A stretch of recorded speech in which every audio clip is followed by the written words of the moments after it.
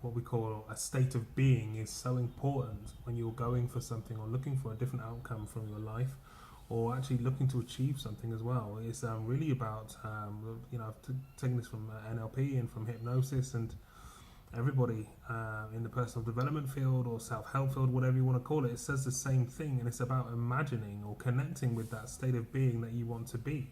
So well, as human beings, we are very fortunate that we're able to create a state of being and have the experience of something that's not even yet made manifest or actually in our reality. But what happens is, quite literally, we are connecting with a future version of ourselves, a better version of ourselves, however you want to look at it. We take on the skills, the attributes, particular scenarios. How that feels is really important as well. We can create as much as we want and really be playful with it, really imagine it.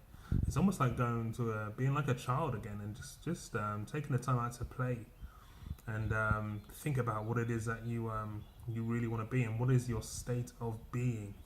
And of course, once we have this state of being, it's the state of being that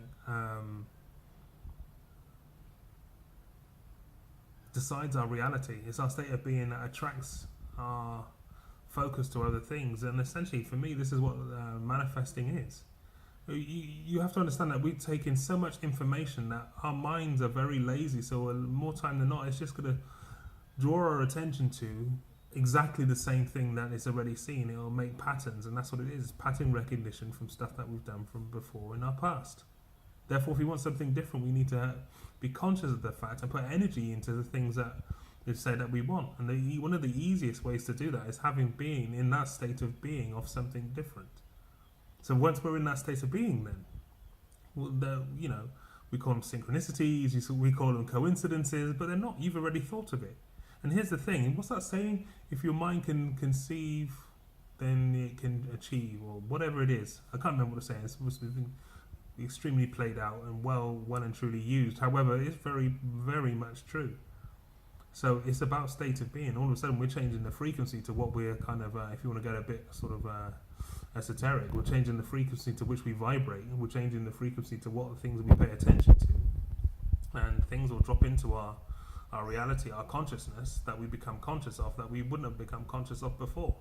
And that's all because we are focused on the state of being. We can generate things. How many times have you gone to bed and woke up the next day, or you needed something and it's been on your mind, and the next day, something out of nowhere, something comes? This is a beautiful design feature of the human being, of the human mind, and it's paying attention to that. Unfortunately, we're designed the other way. Stuff that we don't want, stuff that we don't want to, and stuff that we want to avoid. But equally, what normally happens when we're too busy focusing on what we're trying to avoid, then that same thing comes anyway. So here's the thing: we're always creating. We just need to decide to be conscious of it or not.